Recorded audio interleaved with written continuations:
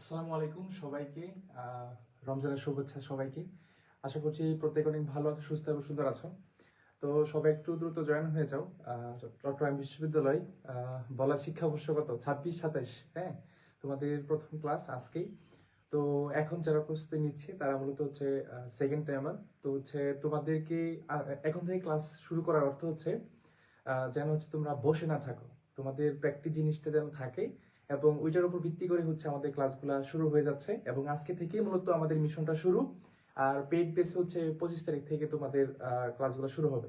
তো প্রত্যেকে একটু জয়েন হয়ে যাও, এবং সবকিছু ঠিকঠাক আছে কিনা, সাউন্ড শোনা যাচ্ছে কিনা একটু কষ্ট করে জানাবে, ঠিক আছে?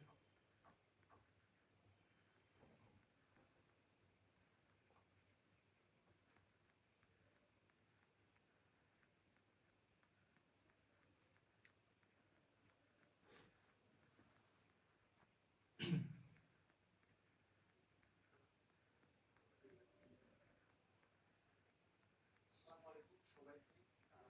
রমজানের শুভেচ্ছা সবাইকে। আশা করছি প্রত্যেকে অনেক ভালো আছো, সুস্থ এবং সুন্দর আছো। তো সবাই একটু দ্রুত জয়েন হয়ে যাও। আহ, আচ্ছা, যতটুকু শোনা যাচ্ছে আশা করি সবকিছু ঠিকঠাক আছে।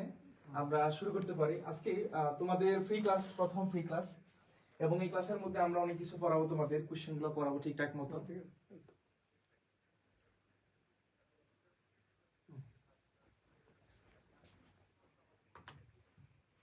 আচ্ছা, তো এখানে প্রথমেই আমি একটু বলে নিই, সেটা হচ্ছে যে ভর্তি প্রস্তুতির ক্ষেত্রে সবচেয়ে ইম্পর্টেন্ট জিনিস হচ্ছে যে কনসিস্টেন্ট জিনিসটাকে বজায় রাখা। তোমরা যারা এখানে উপস্থিত আছো তোমাদের কিন্তু ফার্স্ট টাইমে হয় না, তার মানে এটা না যে সবকিছু শেষ হয়ে গেছে এবং সবকিছু হচ্ছে আর কখনো পসিবল না, এরকম না। তো সেকেন্ড টাইম ভর্তি প্রস্তুতি নিয়ে আমি যদি একটু বলি, যেহেতু আজকে প্রথম ক্লাস, সেটা হচ্ছে যে হাল ছাড়া যাবে না। এবং সেকেন্ড টাইমার হয়ে চান্স কারা পায়? যারা হচ্ছে মানে অনেক সংগ্রামের মধ্য থেকে এবং বিভিন্ন প্রতিকূল পরিবেশের মধ্য থেকে সে হচ্ছে নিজেকে ঠিক রাখে, এবং ইন্ড অফ দ্য ডে সে একটা সাকসেসফুল রেজাল্ট করতে পারে। হ্যাঁ, তোমার সাথে অনেক তোমার সমবয়সী যারা তোমার ক্লাসমেট বা বেস্টমেট অনেকেই ছিল, তারা কিন্তু হচ্ছে আর দিচ্ছে না পরীক্ষা। মানে কেন দিচ্ছে না? হয়তো আর হবে না, তার নিজের ভিতরে আশা আকাঙ্ক্ষা ভরসা সবকিছু শেষ। কিন্তু তোমার কিন্তু সেই সংগ্রামের জিনিসটা এখন শেষ হয় না, তোমার ইচ্ছা যে আমি আবারও পরীক্ষা দিব। সেক্ষেত্রে চান্স পাবা। এবং সেকেন্ড টাইমার হিসাবে শুধু চবিতে না, চট্টগ্রাম বিশ্ববিদ্যালয়, রাজশাহী বিশ্ববিদ্যালয়, কুমিল্লাতে বলো, অন্যান্য বিশ্ববিদ্যালয়ে কিন্তু পরীক্ষা দেওয়া যায়, তাই না? এই হচ্ছে বিষয়টা মূলত। তো আমরা আজকে থেকে শুরু করতে পারি। ওকে, ডান।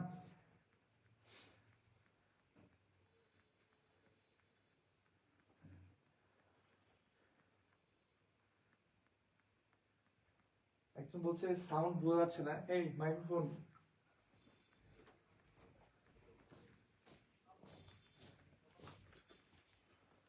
করছি। আচ্ছা, তো দেখা যাক, আমরা শুরু করতে পারি। প্রথমেই আমরা কোশ্চেন দিব আসলে সিইউ তে কি কিরকম প্রশ্ন আসছিল, মানে সিইউ তে কেমন প্রশ্ন আসছিল, আই ডোন্ট নো। সিইউ তে কেমন প্রশ্ন আসছিল ওই প্রশ্নগুলো তোমাদের সাথে আলোচনা করব। তো এখানে প্রথমেই আমি শুরু করছি প্রথম কোশ্চেনটা দিয়ে। দেখো, প্রথম কোশ্চেনটা দিয়ে শুরু করছি, প্রথম কোশ্চেনটা দিয়ে আমরা মূলত শুরু করছি, প্রথম কোশ্চেনটা দিয়ে শুরু করছি, ঠিক আছে? এবং এই কোশ্চেনের মধ্যে আমরা জানবো মূলত হচ্ছে কেমন প্রশ্নগুলা সিইউতে এসেছিল, এবং সেগুলো আসলে পারার মধ্যে ছিল কিনা, বা তুমি পারতা কিনা, ঠিক আছে, তুমি পারতা কিনা। চলো আমরা হচ্ছে প্রথম প্রশ্ন দিয়ে শুরু করছি। এই প্রশ্নটা দেখো তো তোমাদের চেনা যায় কিনা বা চিনতে পারো কিনা। হ্যাঁ,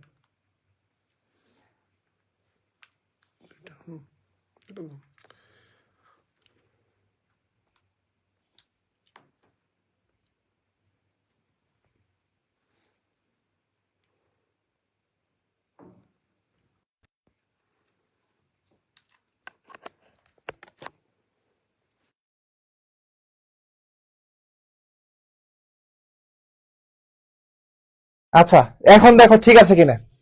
এখন এখন কি শুনতে পাচ্ছ কিনা? এখন শুনতে পাচ্ছ কিনা?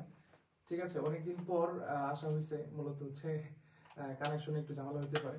এখন ঠিকঠাক আছে কিনা একটু কষ্ট করে জানাও, দেন হচ্ছে আমরা শুরু করি, প্রথম প্রশ্ন দিয়ে শুরু করি। প্রথম প্রশ্ন দিয়ে শুরু করি তাহলে, হ্যাঁ ঠিক আছে। ওকে,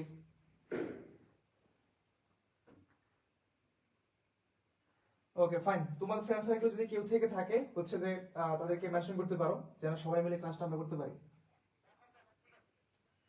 ওকে, এখন ঠিক আছে, চলো প্রথমেই why he not so deeply committed two. আমরা এই বছরে কিন্তু তোমাদের ফার্স্ট পেপারও পড়াবো, ঠিক আছে? এই বছর কিন্তু তোমাদের ফার্স্ট পেপারও পড়াবো।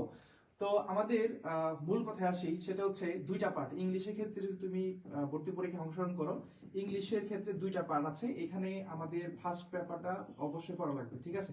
ফার্স্ট পেপার, তো ফার্স্ট পেপারটা পড়া লাগবে, সেখানে আমরা অনেক কিছু পাবো।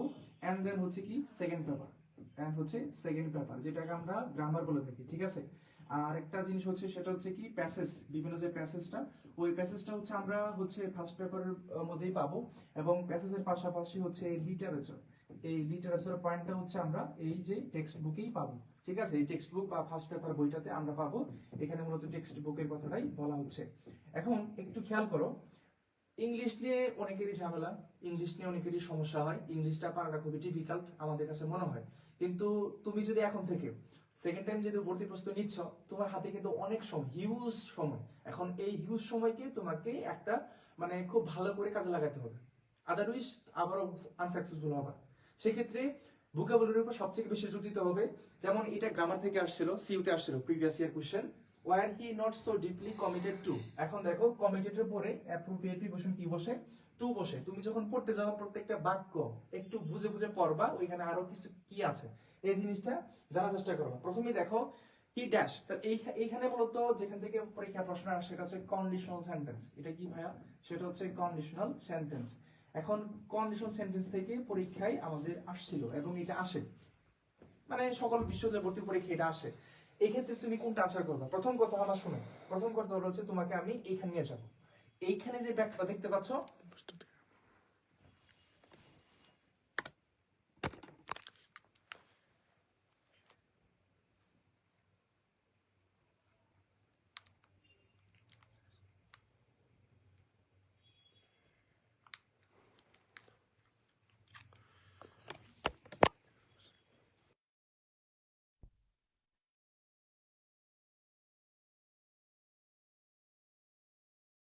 আচ্ছা দেখো এখানে প্রথম যে যে ব্যাখ্যাটা দেখতে পাচ্ছ, এটা আমাদের শাটল প্রশ্ন ব্যাংক যেটা আছে, শাটল প্রশ্ন ব্যাংক থেকে নিয়ে আসা। আমাদের শাটল প্রশ্ন ব্যাংকের কাজ শেষ। আমরা যারা আমাদের বেঁচে আছো তোমাদের সবাইকে আমরা দিয়ে দিব অতি শীঘ্রই, আর তোমাদের হাতে পৌঁছাতে পারলে আরো বেশি খুশি হব। হ্যাঁ, তো এই যে ব্যাখ্যাটা আছে এটা পুরোটাই শাটল প্রশ্ন ব্যাংক থেকে নিয়ে আসা, ঠিক আছে? এটা পুরোটাই হচ্ছে শাটল যে প্রশ্ন ব্যাংকটা আমাদের আছে সেখান থেকে নিয়ে আসা। এবং শাটল প্রশ্ন ব্যাংকটার জন্য তোমরা অবশ্যই পেয়ে যাবা। এখানে ব্যাখ্যাটা দেখো, সঠিক উত্তর হচ্ছে মাইট ফার্স্ট। এখন কথা হচ্ছে এটা কেন হয়েছে, তোমার বাক্য দেখে বুঝতে হবে এটা কোন কন্ডিশনাল। এটা হচ্ছে একটা সেকেন্ড কন্ডিশনাল। কিভাবে বুঝছো দেখো, বাক্যের শুরুতে ইফ যদি থাকে বা ওয়ার থাকে, ঠিক আছে? ওয়ার থাকার পরে ধর একটা সাবজেক্ট আছে এবং এখানে পাস্ট সিম্পল মানে পাস্ট টেন্স আর কি। ধরো এইভাবে যদি বাক্যটা হয় যে ইফ যুক্ত বাক্য, ইফ এর পরে আমি এখানে পাস্ট ইনডিফিনিট টেন্স দেখলাম, কি টেন্স? পাস্ট ইনডিফিনিট টেন্স, ঠিক আছে? কি টেন্স? Past indefinite tense. তাহলে এইটা সেকেন্ড কন্ডিশনাল। এবং এই জায়গায় আমার কি বসবে? এই জায়গায় সাবজেক্টের পরে, সাবজেক্টের পরে উড, ঠিক আছে? এই সাবজেক্টের পরে কি বসবে? উড বসবে, অথবা হচ্ছে কুড বসবে, অথবা হচ্ছে কি মাইট বসবে। মাইট প্লাস হচ্ছে এখানে বি ওয়ান বসবে, ঠিক আছে? B one. সেক্ষেত্রে এই বাক্যের স্ট্রাকচার কিন্তু ওইটাই ছিল, ওইটাই কিন্তু ছিল। তুমি একটু খেয়াল করো, ওয়ার, এই যে ওয়ার, এখানে একটা ওয়ার আছে, ওয়ার দ্বারা শুরু হয়েছে, এখানে একটা সাবজেক্ট আছে। তার মানে এইটা কিন্তু পাস্ট ইনডিফিনিট টেন্স কে মডিফাই করছে, মানে পাস্ট ইনডিফিনিট টেন্স বোঝাচ্ছে। তাহলে এখানে আমার সেকেন্ড কন্ডিশনাল হবে, এই যে হি হচ্ছে একটা সাবজেক্ট, তাহলে would could might, would could might. তাহলে উইল আছে, এটা আমার হবে না, এটা শুধু বি টু ফর্ম আছে, এটা আমি নিতে পারবো না, হ্যাডটা হবে না। সঠিক উত্তর কি হবে? এ নাম্বারটা। এটা কিন্তু চট্টগ্রাম বিশ্ববিদ্যালয়ের প্রিভিয়াস ইয়ার কোশ্চেন এবং এটা এসেছিল, ঠিক আছে? এটা কিন্তু চট্টগ্রাম বিশ্ববিদ্যালয়ের কোশ্চেন এবং এটা এসেছিল। তাহলে এখানে আমরা ফাইনালি বুঝতে পারছি সেকেন্ড কন্ডিশনালের ক্ষেত্রে এই স্ট্রাকচারগুলো মেইনটেইন করে। ফর এক্সাম্পল, ধরো সাবজেক্টের পরে would could might plus base form বসে, কয়েকটা উদাহরণ আমরা দেখি। বলা হচ্ছে if I were a bird I would fly in the sky, second conditional. আবার এদিকে খেয়াল করো, বলা হচ্ছে ওয়ার হি অনেস্ট। তার মানে এইটাও কিন্তু হচ্ছে আমাদের কি পাস্ট ইনডিফিনিট কে বোঝাচ্ছে। দ্যাট মিনস ওয়ার যদি থাকে বা হচ্ছে ইফ যুক্ত কোন একটা বাক্য বা পাস্ট ইনডিফিনিট টেন্স যদি প্রথম এখানে দেখো, ওইখানে গিয়ে আমাদের কি ব্যবহার করতে হবে? সেকেন্ড কন্ডিশন স্ট্রাকচারটা মেইনটেইন করতে হবে, ঠিক আছে? সেকেন্ড কন্ডিশন স্ট্রাকচারটা কি করতে হবে? মেইনটেইন করতে হবে। দেখেন আসো এই নাম্বার কোশ্চেন 2, 2 নাম্বার কোশ্চেন একটু আসো। বলা হচ্ছে কি নরমালি অ্যান ইন্ডিভিজুয়াল থান্ডারস্টর্ম, মানে ঝড় বৃষ্টি যেটাকে আমরা বলতে পারি, ঠিক আছে? তো লাস্ট অ্যাবাউট 45 মিনিটস। এখন এইটা পুরাটাই, এটা পুরোটাই মিনিংগত। এই যে যেটা আসছিল পরীক্ষায়, এটা পুরোটা হচ্ছে মিনিংগত। যারা অর্থ ভালো পারো, যারা অর্থ ভালো পারবা, তারা কিন্তু এটা সঠিক উত্তরটা দিতে পারবা। অর্থ না জানলে হবে না। যেমন সিইউতে আমাদের সবচেয়ে বেশি যেটা পেন দেয় সেটা হচ্ছে অর্থ। যারা ভোকাবুলারিতে স্ট্রং না, যারা ভোকাবুলারি খুবই কম পারো, তাদের জন্য খুবই মারাত্মক একটা কি করতে হয়, একটা মানে কম্পিটিশন করতে হয়। কারণ হচ্ছে গ্রামার অনেকেই পারো, কিন্তু তোমার এই যে ভোকাবুলারিতে সব থেকে বেশি সমস্যা। যেমন এখানে 4টা অপশন আছে, 4টা অপশনের কিন্তু তোমাকে কি বুঝতে হবে, অর্থটা বুঝতে হবে। অর্থ না বুঝলে এই বাক্যটা কখনোই পসিবল না, এই বাক্যটা কখনোই পসিবল না, ঠিক আছে, কখনোই পসিবল না। সবাই আনসার দিচ্ছ, আচ্ছা, থ্যাংক ইউ। অনেকদিন পর শুরু করছি, প্রথমত কানেকশনে একটু প্রবলেম ছিল, এখন আশা করি সবকিছু ঠিকঠাক আছে। একটু আনসার করবা তোমরা যারা পারো। আর যেহেতু শুরু করছি, আশা করি যে সবটুকু দিয়ে তোমাদের বেসিক থেকে পড়াবো ইনশাল্লাহ, ঠিক আছে, এটা নিয়ে কোনো সমস্যা নাই। দেখো, প্রথমেই নরমালি মানে সাধারণত an individual thunderstorm last about 45 minutes. একটু খেয়াল করো, তোমাকে আমি একটু ব্যাখ্যায় নিয়ে যাই, একটু তোমাকে ব্যাখ্যায় নিয়ে যাই, তাহলে জিনিসটা আরো খুব ভালো করে বুঝতে পারবা, ঠিক আছে। দেখো এখানে কি বলা হচ্ছে, ব্যাখ্যাটা কিরকম। ব্যাখ্যাটা হচ্ছে যে সাধারণত, নরমালি যেটা বলা হচ্ছে অ্যান ইন্ডিভিজুয়াল, একটি একক বজ্রঝড়। তাহলে এখানে যে জিনিসটা তোমাকে বলবো সেটা হচ্ছে এই যে থান্ডারস্টর্ম যেটা, সেটা হচ্ছে বজ্রঝড়। এটার অর্থ কি, বজ্রঝড় লেস্ট মানে এটা টিকে থাকা। এই যে লেস্ট শব্দটা, LASTS, লেস্ট কমপক্ষে বা টিকে থাকে এরকম, অ্যাবাউট 45 মিনিটস মানে 45 মিনিট ধরে, সাধারণত 45 মিনিট যাবত হচ্ছে একটা ঝড় কি থাকতে পারে, থাকতে পারে বা স্থায়ী হয়। কিন্তু এখানে তোমার যে জিনিসটা বলা হচ্ছে যে বাট মানে কিন্তু, তার মানে পরবর্তীতে আরেকটা আনসার আসবে। যেমন আমি তোমাকে যদি বলি তুমি অনেক ভালো স্টুডেন্ট, কিন্তু তার মানে তার নেগেটিভ কিছু বলতে যাচ্ছে। তুমি একজন খারাপ স্টুডেন্ট, কিন্তু তার মানে তোমার একটা ভালো দিক বলতে যাচ্ছে।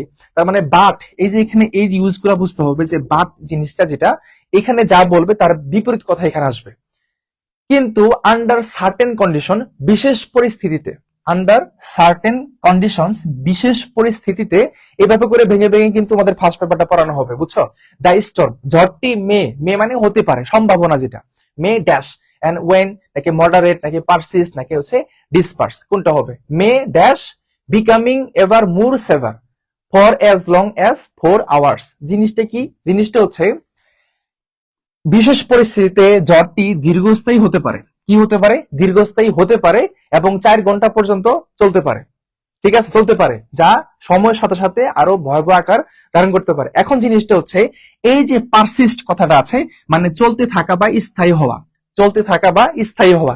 অর্থের দিক থেকে তোমাকে জিনিসটা বুঝতে হবে যে বিশেষ পরিস্থিতিতে, কিন্তু বিশেষ কিছু পরিস্থিতিতে জ্বরটি দীর্ঘস্থায়ী হতে পারে। এই যে দীর্ঘস্থায়ী হতে পারে, এইটাই মূলত হচ্ছে আমাদের এই জায়গাতে, দ্য স্টর্ম মে দীর্ঘস্থায়ী হতে পারে। দীর্ঘস্থায়ী হতে পারে ইংলিশ কোনটা, সেটা হচ্ছে পারসিস্ট। সেটা কি, এখানে আমাদের পারসিস্ট শব্দটা বসাইলে কিন্তু আমাদের হয়ে যাবে, আর বাকিগুলো হবে না, ঠিক আছে, বাকিগুলো কি হবে না। May persist becoming ever more severe মানে আরো দীর্ঘস্থায়ী হতে পারে, for as long as 4 hours, আর 4 ঘন্টা যাবত হতে পারে। এই জিনিসটা এখানে বলা হচ্ছে। বাকি যে জিনিসগুলো আছে, যেমন ওয়াইন শব্দের অর্থ কি ছিল, ধীরে ধীরে কমে যাওয়া, তাহলে তো হবে না, মানে এটা তো কমে যাওয়ার অর্থ দিচ্ছে না, ঠিক আছে, কারণ 45 মিনিট প্রথমত স্বভাবত সেই 45 মিনিট থাকে, কিন্তু এর চেয়ে বেশি হতে পারে। এখন বেশি হওয়ার ক্ষেত্রে তো আমার ওয়াইন শব্দটা ইউজ করা যায় না। দেন ডেসপার্স, ছড়িয়ে পড়া বা ভেঙে যাওয়া বা ছত্রভঙ্গ হওয়া, এটার সাথে অ্যাডজাস্ট না। দেন মডারেট মানে কি, যে তীব্রতা কমানো বা সংযত করা, মানে এটা আরো কমে যাচ্ছে। তাহলে এখানে যে জিনিসটা চলতে থাকা বা স্থায়ী অর্থে আমাদের পারসিস্ট কথাটা বেশি অ্যাপ্লিকেবল, ঠিক আছে, পারসিস্ট কথাটা সবচেয়ে বেশি অ্যাপ্লিকেবল। তাহলে যখন আমরা ফার্স্ট পেপারটা পড়বো, জাস্ট আজকে ক্লাসের মধ্যে তোমাকে একটু জাস্ট বুঝাচ্ছি যে ক্লাসগুলো কিভাবে তোমাদের কন্টিনিউ করা হবে বা কিভাবে তোমার পড়া উচিত।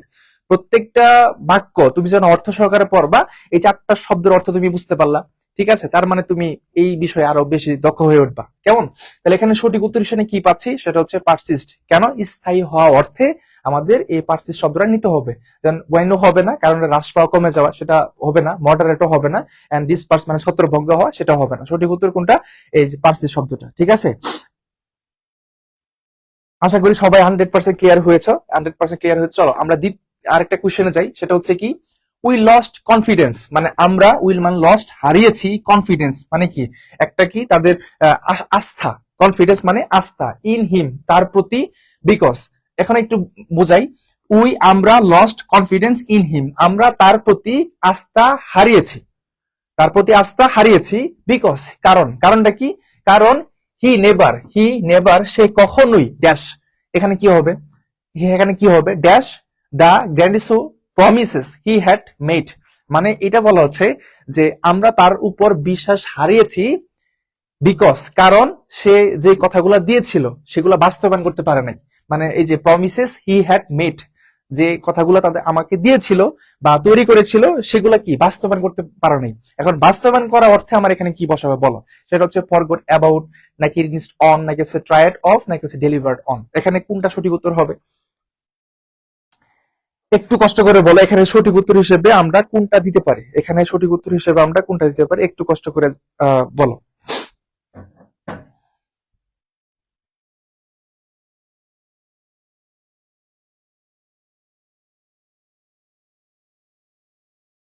একটু কষ্ট করে বলো এখানে সঠিক উত্তর হিসেবে আমরা কোনটা ইউজ করতে পারি। একটু দেখো, আমরা তোমরা তোমাদের হচ্ছে একটা ব্যাখ্যা নিয়ে আসি।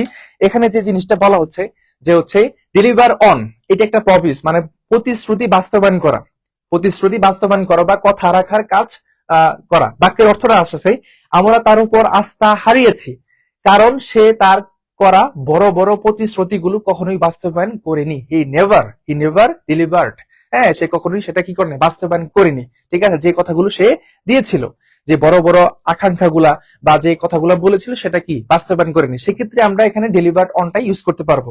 এবং এই ব্যাখ্যাগুলা আরো কিছু শব্দ তোমাকে পড়া লাগবে, সেক্ষেত্রে আমি যদি বলি সেটা হচ্ছে ফ্রেজাল ভার্ব যেগুলো আছে, ফ্রেজাল ভার্ব, ঠিক আছে, ফ্রেজাল যে ভার্ব গুলো আছে, ফ্রেজাল ভার্ব এগুলো খুব ভালো করে পড়া লাগবে। তারপরে ধরো হচ্ছে গ্রুপ ভার্ব হিসেবে আমরা কিছু জানি, group verb, phrasal verb, group verb, appropriate preposition, এই যে জিনিসগুলা তোমাকে খুব ভালো করে পড়া লাগবে, খুব ভালো করে পড়া লাগবে। যদি তুমি প্রত্যেকটা দেখো, অনেকে কিন্তু ইংলিশে মার্কস ভালো পাইছে, বি ইউনিটের প্রশ্ন কঠিন হওয়ার পরেও ভালো মার্কস পাইছে, কিন্তু দেখা গেছে সেই 2600 পাইছে অনেকে, আবার দেখা গেছে 2500 অনেকেই পাইছে। কারণ কি তাদের মিনিংগত জিনিসটা খুব ভালো ছিল বা তারা খুব ভালো পেরেছিল, ঠিক আছে, খুব ভালো পেরেছে। সেক্ষেত্রে সঠিক উত্তর হিসেবে কোনটা পাস, সেটা হচ্ছে ডেলিভার্ড অন, ঠিক আছে, ডেলিভার্ড অন। তাহলে এটা কোন জায়গা থেকে আসছে বলো, সেটা অর্থবোধক, অর্থ না জানলে এটা তুমি হচ্ছে গ্রামার দিয়ে কখনোই আনসার করতে পারবে না। সেক্ষেত্রে তোমাদের সবার প্রতি আমার যে বিশেষ যে অনুরোধটা, সেটা হচ্ছে যে এখন থেকে অর্থের প্রতি সবচেয়ে বেশি প্রাধান্য দাও। তুমি যে শব্দটা মানে শিখবা সেটা খাতায় লিখবা, আবার সেটা মেমোরাইজ করার চেষ্টা করবা। এটা তোমাদের প্রতি আমার বিশেষ অনুরোধ থাকবে। তুমি এখন থেকে যেহেতু শুরু করেছো, তোমার যথেষ্ট সময় আছে, তুমি ভোকাবুলারির প্রতি সবচেয়ে বেশি সময় দিবা, অর্থ সহকারে পড়ার চেষ্টা করবা। তাহলে ভর্তি পরীক্ষা আসা প্রশ্নে তুমি কোনোটাই তোমার মানে আটকানোর কোনো সুযোগ নাই, বুঝছো। আচ্ছা, পরবর্তী প্রশ্নে যাই। বলা হচ্ছে যে dash so many people been out of work as student, এটাও প্রিভিয়াস এর কোশ্চেন। তো এখানে আমরা দেখেই বুঝতে পারতেছি এটা কোন টপিক থেকে আসছে বলতো। এটা আসছে মূলত ইনভার্সন থেকে। কি থেকে আসছে? ইনভার্সন। তার মানে মিনিং থেকে, গ্রামার থেকে সবকিছু মিলে কিন্তু পরীক্ষায় প্রশ্ন আসতেছে, সবকিছু মিলে কি আসতেছে, পরীক্ষায় প্রশ্ন আসতেছে। সেক্ষেত্রে ইনভার্সন থেকে এটা আসছে, inversion. Dash so many people been out of work as student. এখন দেখো তো কোনটা সঠিক উত্তর হতে পারে। ইনভার্সন থেকে আসছে, তুমি কিভাবে বুঝবা এটা? দেখো, সো মেনি পিপল এটা হচ্ছে এই বাক্যের যদি সাবজেক্ট, আর ইনভার্সন মানে হচ্ছে সাবজেক্টের আগে অক্সিলারি ভার্ব বসে যায়। যেমন এই যে সিস্টেমটা মেনে চলি, নাসমা, NASMA, নাসমা, ঠিক আছে, নাসমা। এই যে এন তে কি নেগেটিভ ওয়ার্ড, এ তে কি অক্সিলারি ভার্ব, এস তে কি সাবজেক্ট, এম তে কি মেন ভার্ব, এতে হচ্ছে এডিশনাল। তার মানে যদি সো মেনি পিপল কে আমরা এখানে ধরো সাবজেক্ট হিসেবে মনে করি, ঠিক আছে, সাবজেক্ট, তাহলে তার আগে কি বসবে? ধরো হচ্ছে এখানে আমার এ মানে কি অক্সিলারি ভার্ব। এখন আমাকে একটু খেয়াল করো, মোর দেন এভার বিফোর হ্যাভ, এটা তো আমার আসতেছে না, না এটা হবে না। নেভার বিফোর হ্যাভ, সঠিক উত্তর হবে এখানে কোনটা? এই বি নাম্বারটা। এই বি নাম্বারটা হচ্ছে এখানে রাইট আনসার। কেন? তার একটা রিজন হচ্ছে এই যে এখানে দেখো হ্যাভ আছে, হ্যাভ, আর নেভার বিফোর যে জিনিসটা, এটা আমরা এখানে নেগেটিভ হিসেবে ধরে নিচ্ছি, নেভার নেগেটিভ, আর হ্যাভটা অক্সিলারি ভার্ব, তারপরে যে সাবজেক্ট সো মেনি পিপল বিন বাকি অংশটুকু, ঠিক আছে। তার মানে এটা ইনভার্সন থেকে আসছে। ইনভার্সনের স্ট্রাকচার গুলাই হচ্ছে প্রথমে নেগেটিভ ওয়ার্ড হইতে হবে, যেমন স্কার্সলি হতে পারে, বেয়ারলি হতে পারে, ঠিক আছে। এই নট অনলি এই শব্দগুলো হচ্ছে কি নেগেটিভ, এবং এগুলোর পরে অক্সিলারি ভার্ব বসবে, তারপর সাবজেক্ট, তারপর মেন ভার্ব, বাকি অংশটুকু থাকবে। ওকে, সঠিক উত্তর হিসেবে আমরা পাইলাম কোনটা, সেটা হচ্ছে বি নাম্বারটা। তাহলে এই টপিকটা ইম্পর্টেন্ট আছে, তোমাদের জাস্ট একটু বুঝাচ্ছি, প্রিভিয়াস এর কয়েকটা কোশ্চেন এসেছিল এবং এগুলো অনুসারে, এবং লাস্টে আরেকটা টপিক পড়াবো, ওই টপিক থেকে মানে সাবজেক্টিভ যে টপিকটা আছে এটা ফুললি শেষ করবো আজকে। হ্যাঁ, একটু সময় দাও আমাকে। We should not make more delay else we will miss the train, এটা অনেক ভুল করছে। মানে আমি একটা কথা বলি, তোমরা ইন্টারমিডিয়েটে পড়ছো এবং ক্লাস 9-10 পড়ছো যে ট্রান্সফরমেশন অফ সেন্টেন্স। সেখানে এই ট্রান্সফর সেন্টেন্সের মধ্যে কি কি ছিল বলতো? সেটা হচ্ছে সিম্পল সেন্টেন্স, হ্যাঁ সিম্পল সেন্টেন্স ছিল, তারপর হচ্ছে কি কমপ্লেক্স সেন্টেন্স ছিল, সিম্পল, কমপ্লেক্স আর হচ্ছে কি কম্পাউন্ড। এই তিনটা ট্রান্সফর্ম সেন্টেন্সের মধ্যে আমরা খুব ভালো করে পড়ছি এই তিনটা জিনিস। তাহলে ভর্তি পরীক্ষায় যেহেতু হচ্ছে আমাদের এখানে এমসিকিউ আসে, এখন এমসিকিউর মধ্যে তাদের বৈশিষ্ট্যগুলো পড়া লাগবে, মানে কোন কোন বিষয়গুলো থাকলে সিম্পল সেন্টেন্স হয়, কোন কোন বিষয়গুলো থাকলে কমপ্লেক্স সেন্টেন্স হয়, এবং কোন কোন বিষয়গুলো থাকলে কম্পাউন্ড সেন্টেন্স হয়। এখানে মারাত্মক ভুল যেটা করছে সেটা হচ্ছে যে দেখো, we should not make more delay, এটা কিন্তু একটা বাক্য, এইটা একটা বাক্য, ধরো এটা একটা কি বাক্য, এটা একটা বাক্য। আবার এখানে আসো, we will miss the train, এখান থেকে এতটুকু একটা বাক্য। এখন আমার কথা হচ্ছে, যখন দেখবা দুইটা বাক্য আছে, এখানে একটা বাক্য, এখানে একটা বাক্য, এই মাঝখানে যিনি তাকে অ্যাড করছে মানে কানেকশন দিছে, ঠিক আছে, এবং সেটাকে আমরা এখানে কি বলতে পারি? কম্পাউন্ড না? এখানে তাহলে কি কমপ্লেক্স হবে? কমপ্লেক্স হবে। এই যে ইল শব্দটা, এই যে এই শব্দটা কি, এই শব্দটা এখানে কি হিসেবে কাজ করতেছে বলো তো? এটা হচ্ছে একটা কম্পাউন্ড সেন্টেন্স। এটা কি, এটা কি হিসেবে কাজ করতেছে বলো? দেখি তোমাদের কয়েকজনের আনসার দেখার চেষ্টা করি। Nusrat Jahan B number answer করেছো, প্রান্তিকা, তারপর হচ্ছে নাফিসা মুনতাহা, আসমা কমপ্লেক্স সেন্টেন্স বলছে একজনে। এটা তাহলে কি হবে প্রিয় ভাই বোন, একটু কষ্ট করে বলো তো, এটা আসলে মানে কোন জায়গাতে নিতে পারি? তোমাদের এক্ষেত্রে একটা বিষয় তুমি পড়তে পারো, সেটা হচ্ছে এখানে আমরা যদি বলি, সেটা হচ্ছে আমাদের এফ এ এন, মানে ফান বয়েস। এটা অনেকেই জানো, এটা কি বলতো? ফান বয়েস, ঠিক আছে, ফান বয়েস। ফান বয়েস দিয়ে সবগুলো আমরা কিন্তু করতে পারি, তাই না? ফান বয়েস দিয়ে আমরা কি সবগুলো কি আমরা কি করতে পারি, ঠিক আছে, ফান বয়েস দিয়ে আমরা অনেক সবগুলা করতে পারি।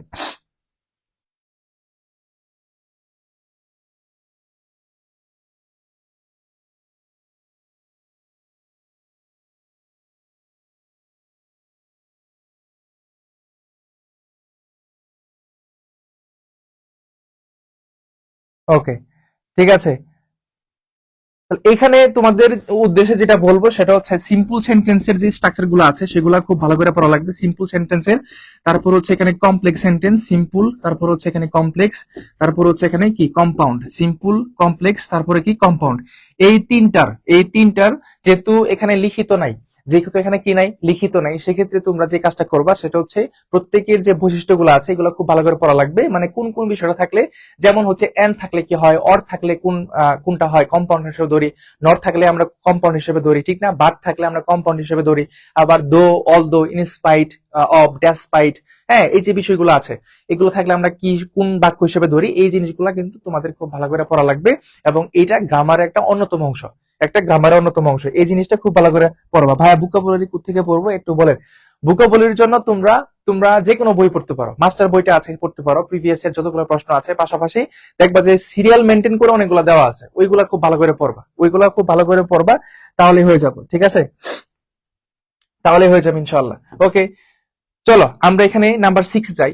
এ সোফোরিক ফিক স্পিচ ইজ লাইকলি টু, এটা আসছিল তোমাদের পরীক্ষায়, মানে যে ধরনের স্পিচ গুলা বা যে ধরনের বক্তৃতা গুলা শুনলে ঘুম চলে আসে, ঠিক আছে, মানে একদম নিস্তেজ, একদম কি নিস্তেজ, তো সেগুলোকে আমরা কি বলতে পারি? এটা কিন্তু প্রিভিয়াস কোয়েশ্চেন, এটা তোমরা পরীক্ষায় দেখে আসছো, ঠিক আছে, এটা পরীক্ষায় তোমরা দেখে আসছো।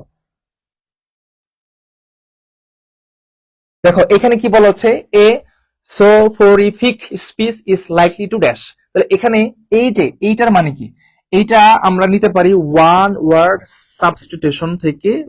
পরীক্ষায় প্রশ্ন আসছে ওয়ান ওয়ার্ড সাবস্টিটিউশন, অনেকগুলা পাবা এরকম, ঠিক আছে, অনেকগুলা পাবা। এই যে ওয়ান ওয়ার্ড সাবস্টিটিউশন থেকে প্রত্যেকবার প্রশ্ন থাকে, প্রত্যেকবার থাকে, তো তোমরা তোমাদের বইয়ের মধ্যে দেখবা সুন্দর মতন দেওয়া আছে, ওগুলা খুব ভালো করে পড়বা, খুব ভালো করে, বিশেষ করে শুধু মুখস্থ করলে হবে না, সেটা আবার হাতে লিখতে হবে, লিখলে তাহলে সব থেকে বেশি মনে থাকবে, বুঝছো? তো এখানে কি আসবে, appeals primarily to emotions stimulate action, তারপর হচ্ছে put one out to sleep, যেহেতু ঘুম মানে ঘুমের কথা বলতেছে, যে বক্তৃতাগুলো শুনলে ঘুম চলে আসে, ঠিক আছে, ওই জিনিসগুলো মানে নিস্তেজ, একদম নিস্তেজ, সেগুলোকে আমরা কি বলতে পারি? সি নাম্বার হচ্ছে এখানে রাইট আনসার, এখানে সি নাম্বার হচ্ছে এখানে কি রাইট আনসার হচ্ছে এই যে সি নাম্বারটা, সি নাম্বার হচ্ছে এখানে রাইট আনসার। তাহলে প্রত্যেকটা প্রশ্নের মধ্যে আলাদা আলাদা টপিক ছিল, কন্ডিশনাল সেন্টেন্স বলো, ট্রান্সফরমেশনাল সেন্টেন্স বলো, ঠিক আছে, ইনভার্সন বলো, বা এখান থেকে আসছে কোনটা ওয়ান অর সাবস্টিটিউশন। তাহলে প্রত্যেকটা প্রশ্ন প্রত্যেকটা টপিক থেকে আসতেছে, এগুলো খুব লিখা রাখো এবং এগুলোর প্রতি সবথেকে বেশি জোর দিও, তাহলেই হবে। আর সমস্যা হচ্ছে কোন জায়গায় জানো, পরীক্ষার হলে গিয়ে যত সমস্যা, মানে এর আগে প্রশ্ন দেখছো মনে হয়েছে যে সব পারো, কিন্তু পরীক্ষার হলে যখন ঢুকো, যখন মানে প্রশ্নটা হাতে পাও, তখনই সব থেকে বেশি মানে সমস্যাটা হয়। তখন মনে হয় সবকিছু অপরিচিত, অথচ অথচ তুমি ওই টপিক গুলো তুমি পড়ছো আগে, ওই প্রশ্নটা তুমি অনেক আগে পড়ছো বা ওইটার সম্বন্ধে ধারণা আছে, কিন্তু ভর্তি পরীক্ষা হলে গিয়ে যত সমস্যা হয়, ওইখানে গিয়ে আসলে মানে মাথায় আসে না যে এটা হয়তো সব ভুলে গেছি, এরকমটা হয় কিন্তু অনেকে, যার ফলে পরীক্ষায় অনেকেই ঝামেলাটা করো। দেখো, এক্ষেত্রে প্র্যাকটিস করতে হবে বারবার, তাহলে হবে।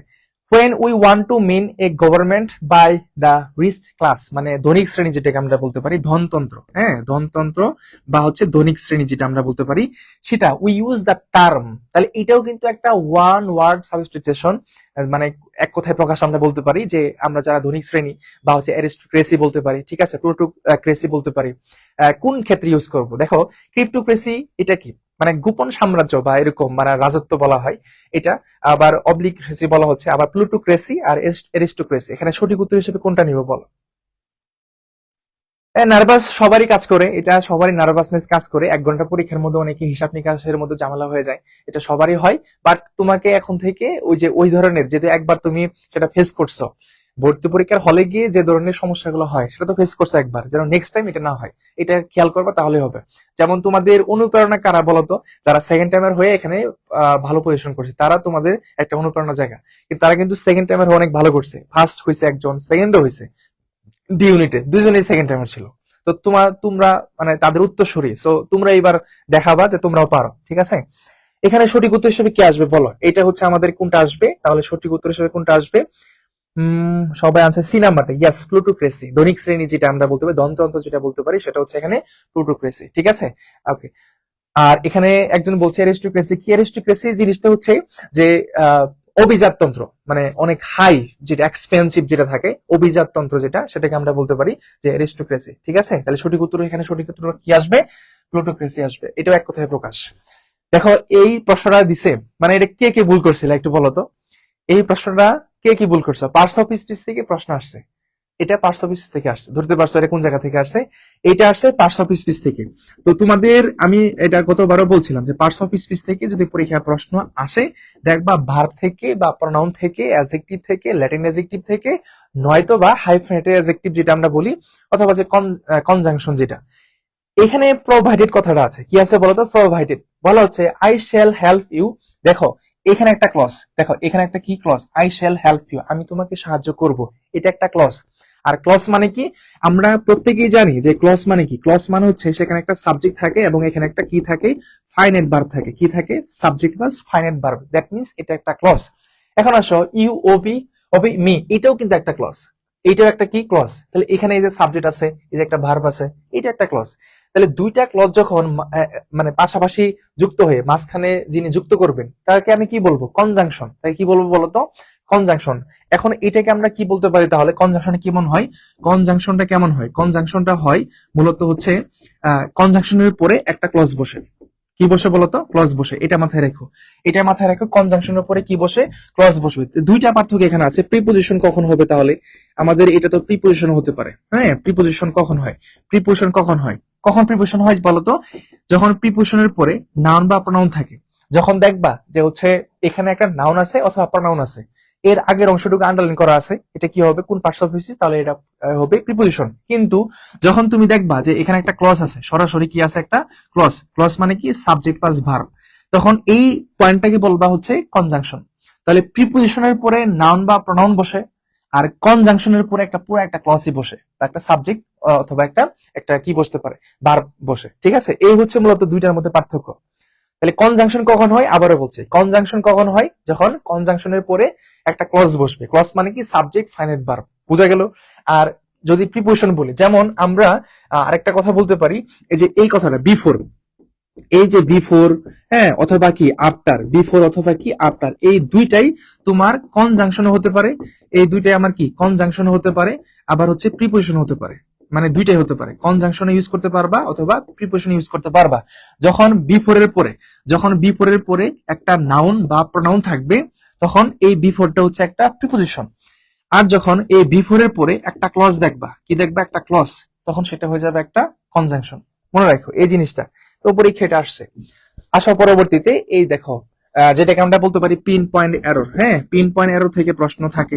পিন পয়েন্ট এরর একটু খেয়াল করো ভালো মতন, পিন পয়েন্ট এরর থেকে কেমন প্রশ্ন আসতে পারে। উই হ্যাড বেটার, দেখো তোমাদের এটা পড়তে পড়তে অবস্থা শেষ, মানে অনেকবার পড়ছো হ্যাড বেটার। হ্যাড বেটারের পরে কি বসে? ভার্বের বেস ফর্ম। ভার্বের কি ফর্ম বসে? ভার্বের বেস ফর্ম বসে, সবসময় এটা পড়ছো। এখানে কি আছে? টু রিভিউ, এটা কি ইনফিনিটিভ। এখানে কি আছে? ইনফিনিটিভ আছে। সঠিক উত্তর হিসেবে কি থাকবে বলো? সঠিক উত্তর হচ্ছে এখানে এ নাম্বারটা। এখানে এ নাম্বারটা হচ্ছে এখানে কি রাইট আনসার।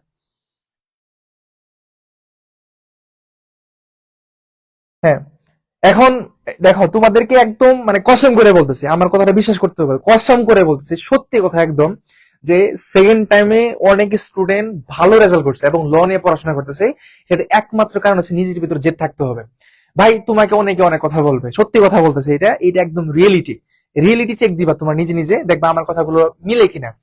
তোমাকে অনেকে অনেক কথা বলবে, সত্যি কথা, তোমার আশপাশ থেকে অনেক কথা বলবে, তোমার পরিবার থেকেও বলতে পারে, অস্বাভাবিক কোনো কিছু না, এমনটা না যে পরিবার হয়েছে বিদে আমাকে কিছুই বলবে না, but it is true that family থেকেও তোমাকে অনেক কথা বলতে পারবে, কেন হলো না, কেন কি করছিস, এতদিন পড়াশোনা করছিস, হলো না কেন।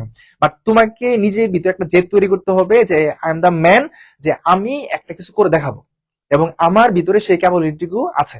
ঠিক আছে, এই যে জেদ, মানুষের জেদ দুই প্রকার, একটা খারাপ কাজে আর একটা ভালো কাজে। তো তুমি করতেছো ভালো কাজে, ভালো কাজ জেদ করাটা ভালো। এখন কে কি বলছে বা দেখার টাইম নেই, মানে তুমি কে আসলে, কে কি বলতেছো দেখার টাইম নেই। আমি আমার অভিজ্ঞতা অনুসারে আমি আগে যাব। ঠিক আছে, কারণ তুমি যদি কিছু না করো, দিন শেষে তোমাকে কেউ কোনো মূল্যায়ন করবে না, সত্যি কথা এটা। ঠিক আছে, এখন তুমি যখন হেরে যাবা, তোমার পিছনে অনেকেই মানে তোমার সমালোচনা করার জন্য অনেকেই আসবে। যখন তুমি জিতে যাবা, তখনই তাদের মানে যখন কিছু বলবে, তখন তোমার উদাহরণ টানবে যে সে তো অনেক ভালো পড়াশোনা করছে। Just true. সো এই জায়গায় আমি বলবো যে কে কি বলছে না বলছে দেখার টাইম নেই, তোমাকে একটা ঘুরে দাঁড়াতে হবে, এমন একটা কামব্যাক দিতে হবে যে কামব্যাকের মাধ্যমে তুমি তোমার জীবনের সর্বোচ্চটা দিয়ে একটা ভালো রেজাল্ট করতে পারো। এবং সেখানে যত ধরনের আলোচনা আছে, সমালোচনা আছে, বা তোমাকে ঘৃণা করছে বা নিন্দা করছে যে হবে কিনা, এর দ্বারা কখনো পসিবল না, সেটা উত্তর আমি পরে দিব। বাট দেখার টাইম নেই এখন। ঠিক আছে, ওগুলা পজিটিভ ভাবে নাও, এগুলো পজিটিভ ভাবে নিয়ে তুমি নিজেকে একটু দাঁড় করাও। আমার মানে আমার পরামর্শ থাকবে এটা। আমার এই টিচিং প্রফেশনে অনেক স্টুডেন্টকে আমি দেখেছি, আমার নিজের হাতে গড়া স্টুডেন্ট, আমার নিজের চোখে দেখা স্টুডেন্ট অনেক দেখছি আমি। ঠিক আছে, তো ধনী গরিব আসলে ডাজ নট ম্যাটার, কে কোন পরিবারে বিলং করো এটা কোনো সমস্যা না। সমস্যাটা হচ্ছে কি তুমি কতটুকু পরিশ্রম করতেছো বা কতটুকু তুমি নিজে থেকে তুমি অনুপ্রেরণা গুলা নিয়ে আসতেছো। হ্যাঁ, আর যদি এটা মনে করো যে হয়তো বা হবেই না, তাহলে তো তুমি নিজেই এখন থেকেই ব্যর্থ। তো ব্যর্থতা কেন নিয়ে আসবা? ঠিক আছে, দিন শেষে কিন্তু পাবলিক বিশ্ববিদ্যালয়কে সবাই প্রায়োরিটি দেয়, এটা মানে যদিও অনেকেই করতে পারে, বাট এটা সত্য যে দিন শেষে পাবলিক বিশ্ববিদ্যালয়ের প্রতি সবার একটা আকাঙ্ক্ষা থাকে এবং সেটা তোমার তৈরি করতে হবে। এটা তোমাদের প্রতি আমার একটা অনুরোধ থাকবে। ঠিক আছে, কে কি বলছে দেখার টাইম নেই, এগুলো দেখার টাইম নেই, তুমি তোমার মতো করে চলো, তুমি তোমার মতো করে চলো। উই হ্যাড বেটার, তাহলে এখানে সঠিক উত্তর কি হবে? শুধু রিভিউ হবে, এখানে টু রিভিউ হবে না, কারণ এখানে হ্যাড বেটার পরে ভার্বের বেস ফর্ম বসাতে হয়। ঠিক আছে, এটা সঠিক উত্তর হচ্ছে এটা। একটা প্রশ্ন ছিল, হ্যাঁ অবশ্যই কোশ্চেন করতে পারো, কোশ্চেন করতে পারো। দেখো এখানে no one would have dash attended the lecture if you, যখন তুমি দেখবা কোন একটা বাক্যের ভিতরে ইফ আছে, কি আছে বলতো? ইফ। ঠিক আছে, তার মানে মানে তখন চেষ্টা করবা এটা কন্ডিশনাল প্রসেসে বসানো যায় কিনা, মানে কন্ডিশনাল প্রসেসে কোনো একটা নিয়ম আছে কিনা এখানে। ইফ যুক্ত বাক্য, এই দেখো ইফ যুক্ত বাক্য, এর পরবর্তী অংশটুকু খেয়াল করো। You told the truth about the guest speaker, and if এর আগের অংশটুকু খেয়াল করো, বলা হচ্ছে no one would have plus B three. তাহলে ইফ যুক্ত কোন একটা বাক্যের মধ্যে, ধরো ইফটা এখানে বসছে, এখানে যদি would have plus B three থাকে, এখানে আমাদের কি টেন্স ইউজ করতে হবে বলতো? এখানে আমাদের ইউজ করতে হবে পাস্ট পারফেক্ট টেন্স, রাইট? কি টেন্স? Past perfect tense. এবং এটাকে আমরা বলতে পারি থার্ড কন্ডিশনাল। কি conditional? Third condition. Third condition স্ট্রাকচারটা কি? স্ট্রাকচারটা হচ্ছে ইফ যুক্ত বাক্যের মধ্যে যদি এখানে পাস্ট তোমার পারফেক্ট টেন্স থাকে, পাস্ট কি টেন্স পারফেক্ট টেন্স থাকে, পারফেক্ট টেন্স থাকে, তাহলে এখানে এখানে কি হবে? সাবজেক্টের পরে would have might have plus B three, তাই না? আবার এটা আগেও বসতে পারে। তাহলে এখানে যেহেতু সব ঠিকঠাক আছে, no one would have plus B three আছে, তাহলে এখানে তো আমার টোল্ড বসানো যাবে না, যাবে? যাবে না। এখানে বসবে কি? এখানে আমাদের পাস্ট পারফেক্ট টেন্স ইউজ করতে হবে। ইউ হ্যাড তুমি দিতে পারো। ঠিক আছে, এটা বসবে।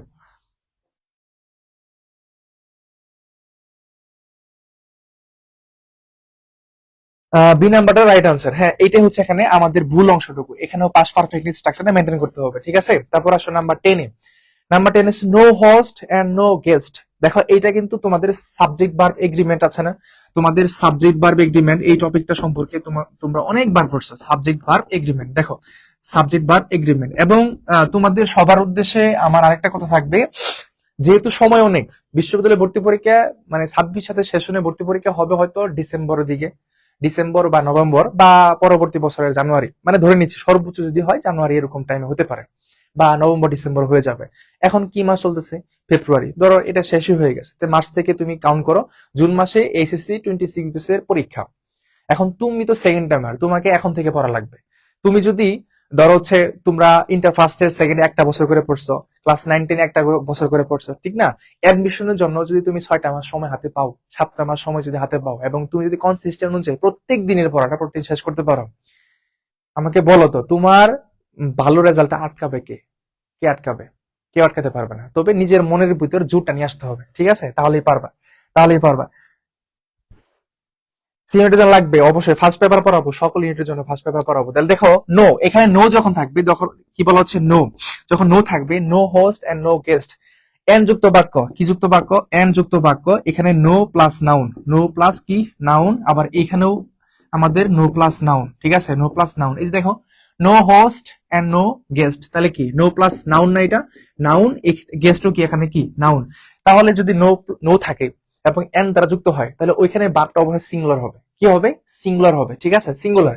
কিন্তু এখানে বারটা এখানে কি আছে? প্লুরাল। দ্যাটস ওয়াই আমরা এখানে কি ইউজ করব? Singular verb. এখানে ইজ ইউজ করব আমরা, ইজ। তার মানে এখানে ভুল অংশটা হচ্ছে সি, পিন পয়েন্ট এররে, এটা হচ্ছে এখানে সঠিক উত্তর, সি নাম্বারটা, ঠিক আছে? সি। তাহলে এখানে ইজ হবে, এখানে কি হবে প্রিয় ভাই বোন? সেটা হবে ইজ হবে, ঠিক আছে? ওকে ফাইন, চলো নেক্সট কোয়েশ্চনে যাই। Identify the correct sentence. এখানে আসো, এটাও হচ্ছে আমাদের সাবজেক্ট এগ্রিমেন্ট থেকে পরীক্ষা প্রশ্নটা আসা। In the accident A number of passengers were dead. তাহলে একটু খেয়াল করো, ইন দ্য অ্যাক্সিডেন্ট, এটা বাক্যকে সুন্দর করার জন্য, বাক্যকে আরেকটু সম্প্রসারিত করার জন্য ইউজ করা হয়। হ্যাঁ, এখন কথা হচ্ছে এ নাম্বার অফ। দেখো a number of, a number of এর পরে সাবজেক্টও প্লুরাল বসে এবং ভার্বও প্লুরাল বসে।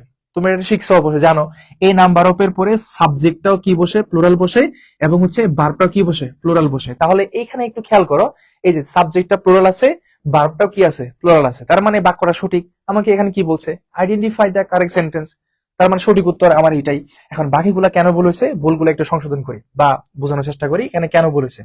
Everyone, everyone, no one, everyone বা নাইদার বা আইদার, এই শব্দগুলো যখন স্টার্টিং পয়েন্টে থাকে তখন কিন্তু ভার্বটা সবসময় কি হয়? সিঙ্গুলার হয়। কিন্তু এই ভার্বটা এখানে প্লুরাল কেন দিচ্ছে? তার মানে এই বাক্যটা ভুল, এখানে সিঙ্গুলার হবে, এখানে ওয়াজ দিলে হয়ে যেত।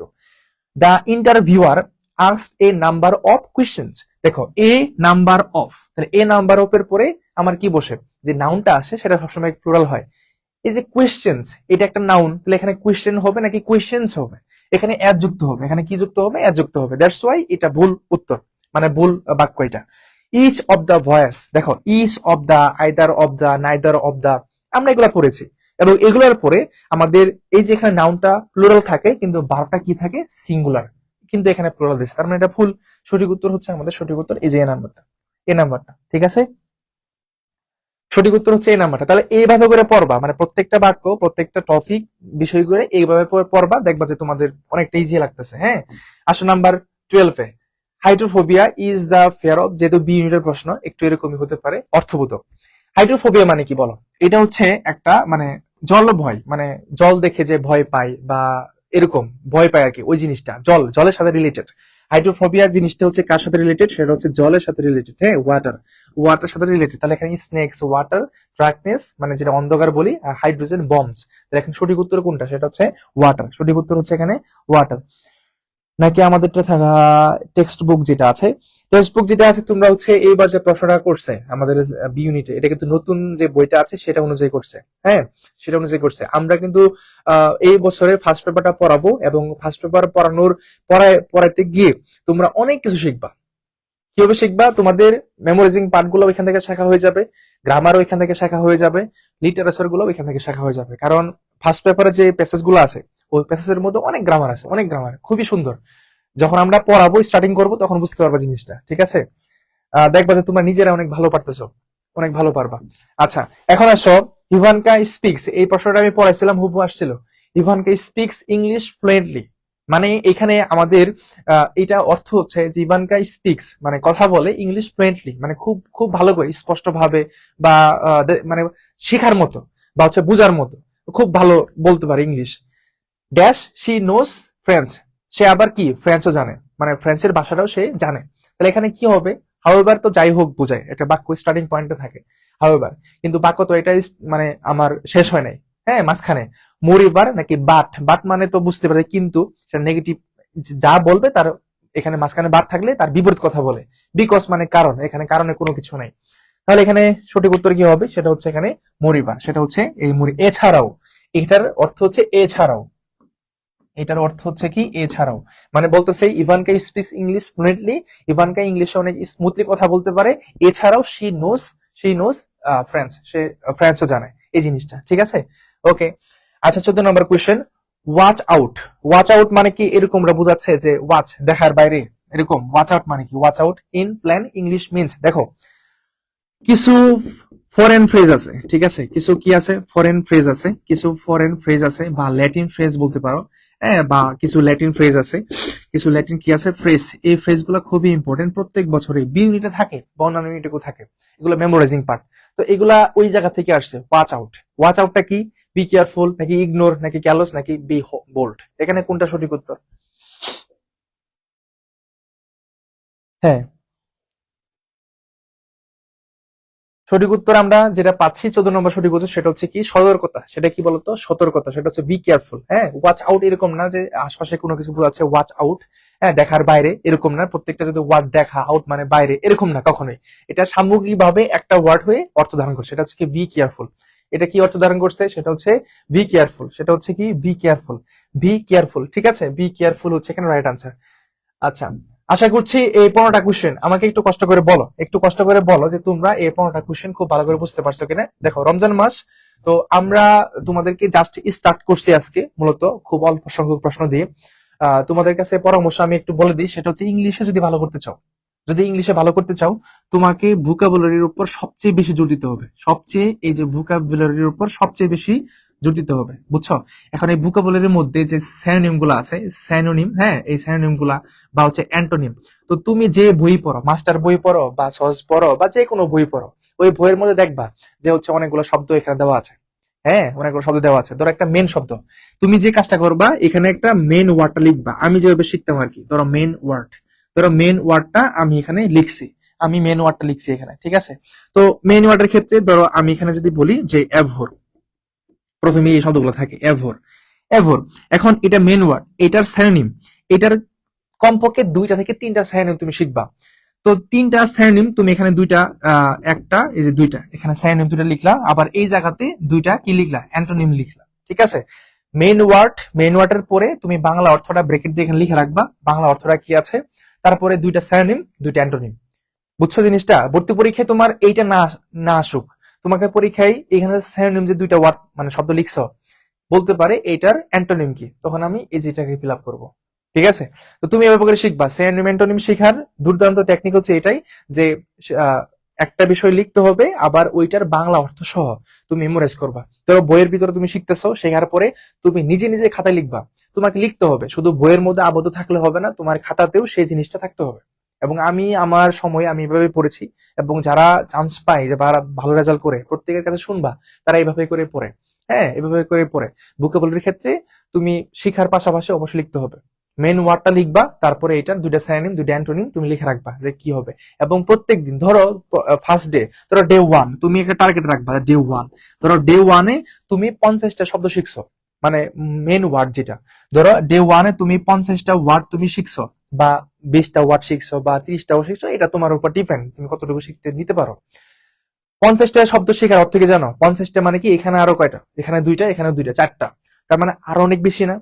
এখন ডে 2-তে কি করবা, ডে 2-তে যে কাজটা করবা, ডে 2-তে তুমি যে এই যে 50টা, যে প্রথম দিন যে 50টা তুমি শিখেছো, ওই 50টা ডে 2-তেও পড়বা, কারণ মেমোরাইজ করতে হবে, ডে 2-তেও পড়বা, এবং ডে 2-তে আরো 50টা তুমি নিয়ে আসবা, ঠিক আছে। আবার ডে 3 কি করবা, ডে 3-তে ওই যে ডে 1 যা পড়ছো, ডে 1 ডে 2 ডে 3, এইভাবে।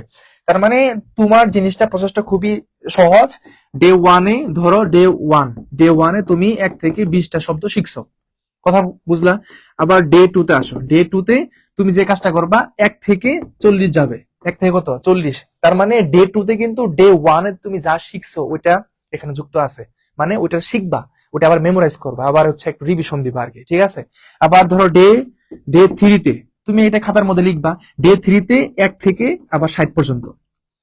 তুমি কিন্তু আবার নতুন করে কিন্তু ডে 1 এ 1 থেকে যে 20 পর্যন্ত লিখছো ওইটা কিন্তু এখানে লিখবা না, ওটা শিখবা, ঠিক আছে?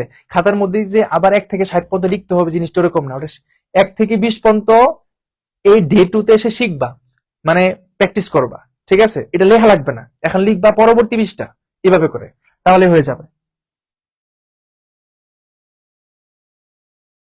আর আরেকটা কথা বলে দিই, সেটা হচ্ছে তোমাদের কিন্তু মেমোরাইজিং পার্ট দিয়ে শুরু হবে 25 তারিখ থেকে শুরু হচ্ছে।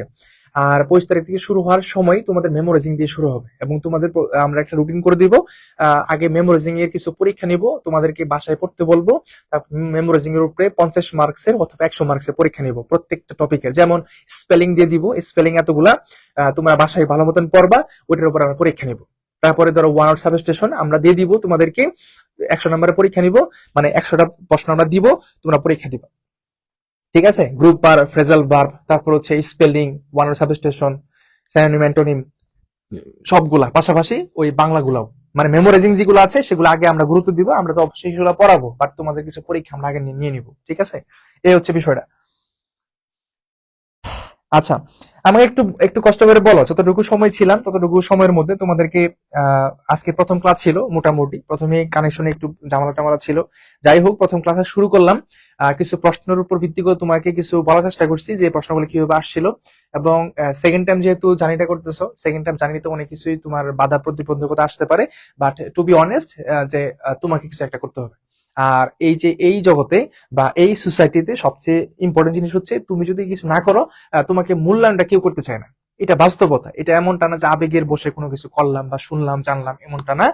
সোসাইটি এরকমই যে হচ্ছে তুমি একটা ভালো কিছু করবা, তোমার একটা প্রায়োরিটি আসবে, এটা সত্য। আর এটা নিয়ে আসতে হবে, এবং নিজের জীবনের জন্য নিয়ে আসতে হবে। জিনিসটা ওরকম না যে সমাজে একটা ভালো জায়গা নেওয়ার জন্য আমাকে ভালো কিছু করতে হবে, জিনিসটা ওরকম না। আমি একটা মানুষ, আমাকে চলার জন্য হলেও আমাকে, আমি একটা এডুকেশন মানুষ, আমাকে ভালো কিছু করতে হবে, ঠিক আছে? এই জিনিসটা রাখবা।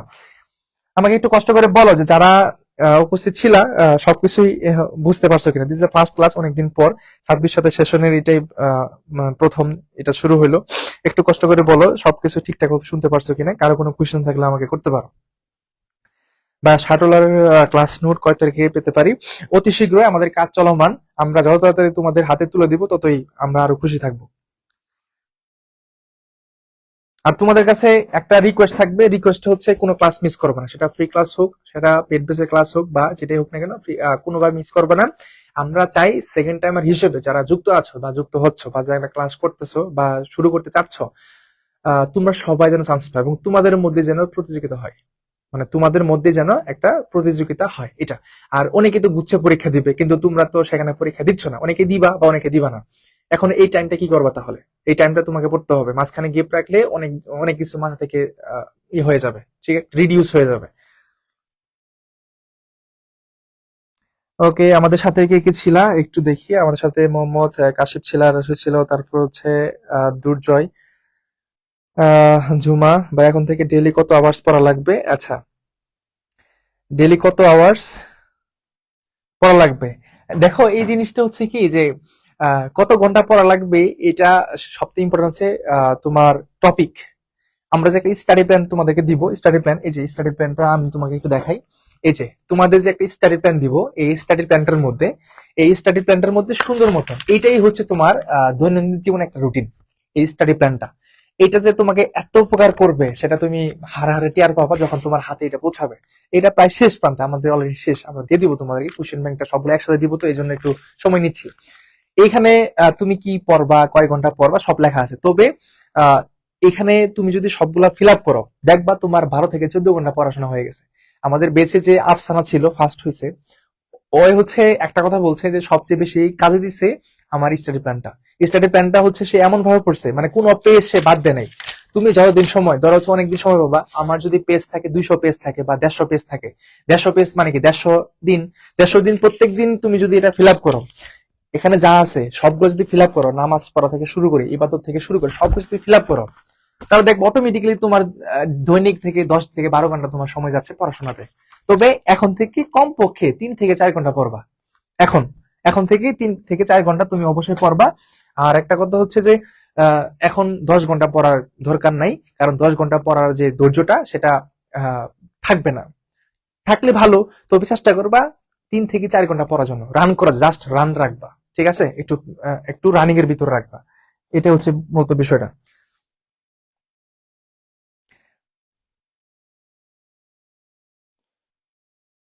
আচ্ছা, তোমাদের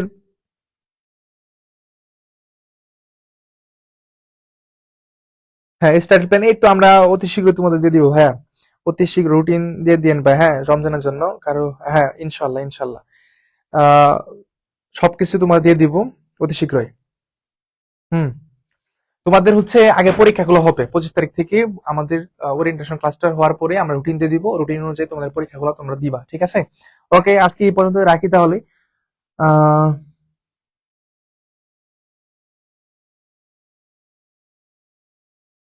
ফ্রি লাইভ ক্লাস গুলো যেগুলো হবে সেগুলো জিএসটির জন্য কাজে লাগবে, অসম্ভব কিছুই না। ইংলিশ দেখবা যে অনেক কিছুই যা পড়তেছো ওইখান থেকে আসছে, ঠিক আছে?